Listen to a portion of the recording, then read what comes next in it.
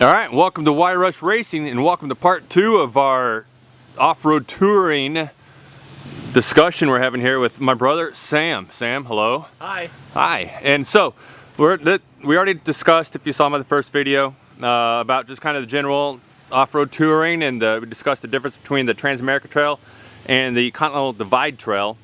And so now we're going to talk about his bike setup and what he liked, didn't like, and just overall discussion. So Sam, first of all, what do we have here? Yeah, so this is a 2009 DRZ 400S. Okay.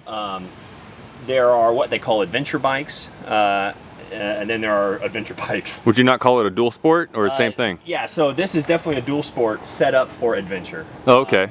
I think what a lot of times you can buy or you'll find marketing material promoting a lot of these large multiple cylinder bikes as adventure bikes, and certainly you can go on an adventure by any definition.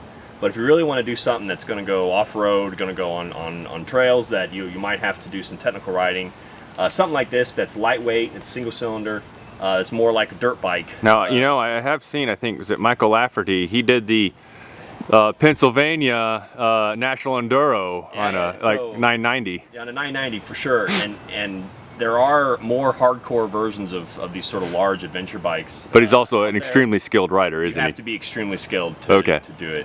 When you're going around a corner on a really loose gravel road at about 60 miles an hour, having all that weight, that 500 pounds of motorcycle is a lot to handle.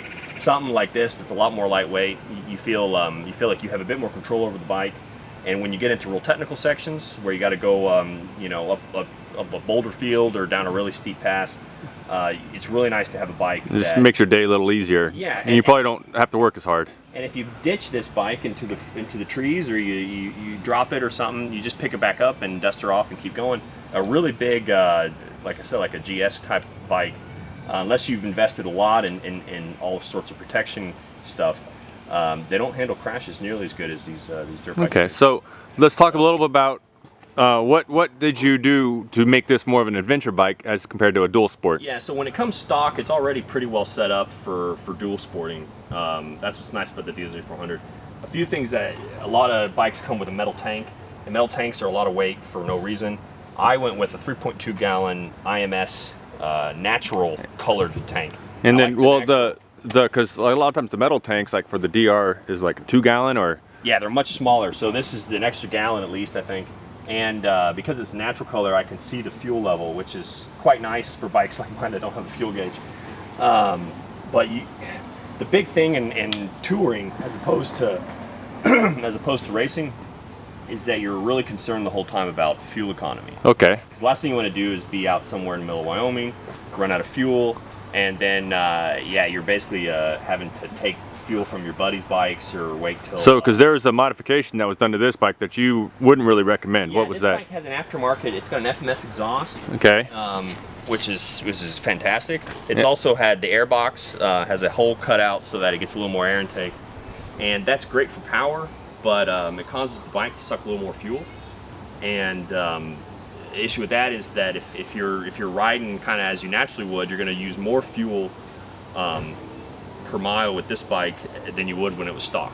Okay. And so what you're saying though, you'd rather have the fuel economy versus the power. Yeah, and the weight difference is a big deal to a lot of people, but you got all this luggage anyway. So I would say for setting up a bike for touring, just leave the stock exhaust on, and you'll take a hit on power than you would with an aftermarket, but you'll probably be as efficient as you're going to be. So so we have that. We have the luggage rack. Tell me a little bit about what you got on the luggage rack there. These are from a company called Dirt Racks. Okay. This DRZ 400 has an aluminum subframe, so a lot of people are hesitant to really load it up. I've never had any issue. This is the second DRZ 400 I've done. Is it fully on the subframe, or does it rest on the mainframe at all? I'm pretty sure everything is bolted to the aluminum subframe. Okay. That's a good question, Charlie. But nonetheless, I have hit some pretty big jumps. I've hit some pretty big rocks. I've crashed this bike going pretty fast, and the subframe holds up just fine. Okay. I don't load too much stuff though. You don't want to bring the kitchen sink and all that. Well, we'll get to what you bring here in a bit. But the Dirt Racks frames, I really like. They're low profile. They work with my Wolfman bags, and they're really sturdy. Okay. So, and then, so you mentioned Wolfman bags. You got the little rubber things here. You got one for like your little toiletries bag, I guess? Or Yeah, no, my tank bag, this is nice to have because I keep usually a bottle of Gatorade in here.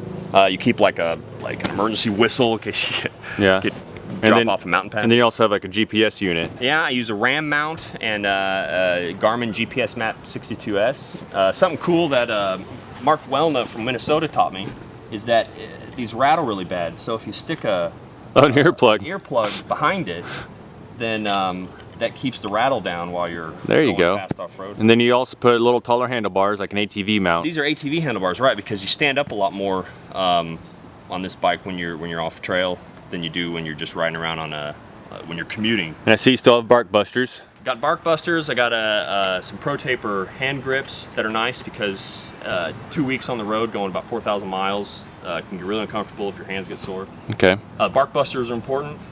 What else has been done to this bike? Well, tell me a little bit about your tires. What tires did you put on here? Yeah, so these are Dunlop D606s. Okay. These are a DOT tire, which so these you really want if you're going to be touring. And so these have what, like 200 miles on them? These have 4,000 miles. 4,000 miles, my goodness. Yeah, these are a lot harder compound than a race tire. And so how much of that 4,000 was asphalt versus dirt?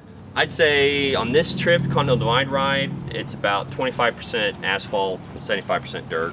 Okay. However, I had to do about so this is about 1,300 miles of highway to get to the trail. Oh, okay. So there's quite a bit of highway. So it's about half and half maybe when you talk about Something interesting about total asphalt versus total dirt.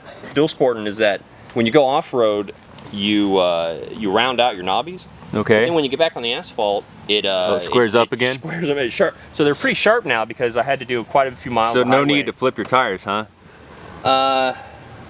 It's like on my dirt bike when I race. A lot of times when I'm about 2/3 the way through, I'll flip it around so I can get a good edge on my tire again. No need. It does it for you. As long as you're going on the asphalt every so often, you'll keep that edge pretty well. Okay. So one thing I don't have on this bike that I had on my DRZ 400, I did the Transamerica Trail on. Oh yeah. Was a tall fairing, and I didn't have that in that 1,300 miles we had to take to get from where we started to Banff, Canada. Man, you could really start to feel it having to fight against the wind with your arms and your sort of your hip flexors and stuff. For 2 straight days. 3.5. 3? Yeah. Oh, okay, 3. But having just a little bit of wind protection here is really nice when you know you're going to be driving at higher speeds for quite a while. So you would have, and for this trip, you would have, because you had it on your Transamerica Trail, you had a fairing. Right, exactly. But not necessarily for this one. No, for this one I didn't have time to mount it, but it's something I would recommend if you're going to do one of these motorcycle tours, that you look into some kind of either bolt-on or a replacement fairing that can block some of the wind for you. Great. So well, Sam, that's about it for the setup. Like I said, the DRZ 400S is I think one of the best dual sports for this you can get.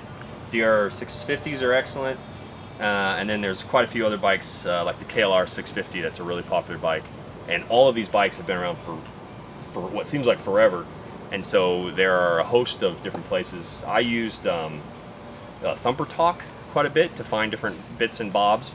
They have an online store that's really good for the DRZ 400. So yeah, that's the setup. All right, Sam, thank you, and we'll talk about navigation next. Thank you. Bye.